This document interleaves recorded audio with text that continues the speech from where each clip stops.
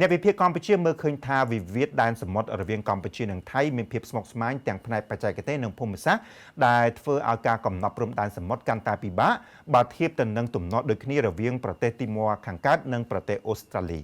រដ្ឋាភិបាលកម្ពុជានិងថៃបានត្រៀមខ្លួនរួចរាល់នៅក្នុងការតតាំងរឿងក្តីវិវាទព្រំដែនសមុទ្រទ្រុឌស៊ីគ្នាដែលសម្បូរដោយធនធានប្រេងនិងឧស្ម័នតម្លៃជាង$300,000 លានតាមអនុសញ្ញាអង្គការសហប្រជាជាតិស្តីពីនីតិសមុទ្រហៅកាត់ថា UNCLOS តាមរយៈការជំរុញរបស់កម្ពុជាក្នុងការប្រើប្រាស់យន្តការផ្សះផ្សាដោយបង្ខំបន្ទាប់ពីគូជំនួសទាំងពីរបានបរាជ័យក្នុងការចរចាទ្វេភាគីអស់រយៈពេលជាង25 ឆ្នាំ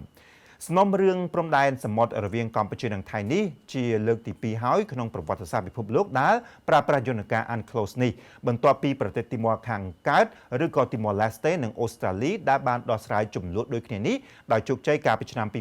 2018ដោយចាយពេលអស់តែ2ឆ្នាំប៉ុណ្ណោះលោកបណ្ឌិតញើរដ្ឋាអ្នកជំនាញភូមិសាស្ត្រនយោបាយនិងសេដ្ឋកិច្ចអន្តរជាតិបានបញ្យល់ថាចំនួនតំបន់ទ្រុឌស៊ីគ្នារវាងកម្ពុជានិងថៃដូចគ្នាទៅនឹងចំនួនព្រំដែនសមុទ្ររវាងប្រទេសទីម៉ូខាងកើតនៅត្រង់ថាប្រទេសកម្ពុជាក៏ជាប្រទេសតូចតាចដែលត្រូវតតាំងជាមួយប្រទេសថៃដែលធំជាងនិងមានអំណាចជាងខ្លួនដោយទីម៉ូត្រូវតតាំងជាមួយអូស្ត្រាលីដែលជាមហាអំណាចសេដ្ឋកិច្ចនិងយោធាក្នុងតំបន់ដែរ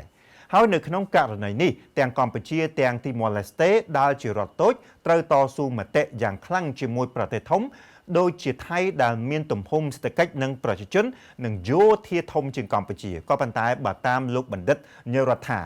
ដំណោះស្រាយចំនួនព្រំដែនសមុទ្រនៅតំបន់ទ្រុឌស៊ីគ្នារវាងកម្ពុជានិងថៃមិនងាយស្រួលដោយករណីកោះទីម៉ូជាមួយប្រទេសអូស្ត្រាលីនោះទេទីម៉ូនិងអូស្ត្រាលីមានសមុទ្រធំខណ្ឌចន្លោះរវាងឆ្នេរប្រទេសទាំងពីរដែលឡែកកម្ពុជានិងថៃស្ថិតនៅក្នុងឈូងសមុទ្រថៃដែលមានព្រំដែនសមុទ្រស្មុគស្មាញជាងលើពីនេះកោះគុតនិងកោះតូចៗផ្សេងទៀតក៏ធ្វើឲ្យការកំណត់តំបន់សមុទ្ររវាងកម្ពុជានិងថៃកាន់តែពិបាកផងដែរសម្រាប់លោកឆាំយុនាយកមជ្ឈមណ្ឌលឯកសារកម្ពុជាដំណោះស្រាយព្រំដែនសមុទ្ររវាងកម្ពុជានិងថៃតានតឹងនិងស្មុគស្មាញជាងករណីចំនួនរវាងប្រទេសទីម៉ូខាងកើតជាមួយអូស្ត្រាលីនោះគឺថាអូស្ត្រាលីបើទោះបីជាប្រទេសធំមានអំណាចសេដ្ឋកិច្ចមានអំណាចយោធានិងកម្លាំងប្រជាជនខ្លាំងនិងធំជាងកោះទីម៉ូក៏ប៉ុន្តែក្រុងកុងមេរ៉ាមិនបានប្រើប្រាស់កម្លាំងយោធាឬក៏អំពើហិង្សាណាមួយដើម្បីដោះស្រាយជាមួយទីម៉ូទេផ្ទុយទៅវិញថៃធ្លាប់ប្រើកម្លាំងយោធាដើម្បីគ្រប់គ្រងការទាមទារទឹកដីរបស់ខ្លួនចង់បានខណៈដែលករណីទីម៉ូអូស្ត្រាលីត្រូវបានដោះស្រាយតាមច្បាប់អន្តរជាតិនិងដោយសន្តិវិធីលោកឆាំយុបានលើកឡើងថាដំណើរការតតាំងផ្លូវច្បាប់រវាងប្រទេសកម្ពុជានិងថៃនឹងចំណាយពេលច្រើនឆ្នាំបើធៀបនឹងចំនួនរវាងទីម៉ូនិងអូស្ត្រាលី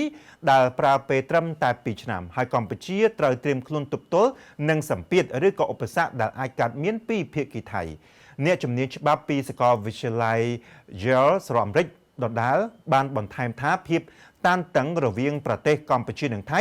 អាចនឹងកើនឡើងមុននឹងមានដំណោះស្រាយជាវិជ្ជមានលោកឆាំយុមិនសូវមានទំនុកចិត្តថាករណីកម្ពុជាថៃអាចនឹងដំណើរការបានរលូនដូចគ្នាករណីដំណោះស្រាយរវាងទីម៉ូខាងកើតនិងអូស្ត្រាលីឡើយប្រសិនបើគ្មានការចូលរួមពីសហគមន៍អន្តរជាតិ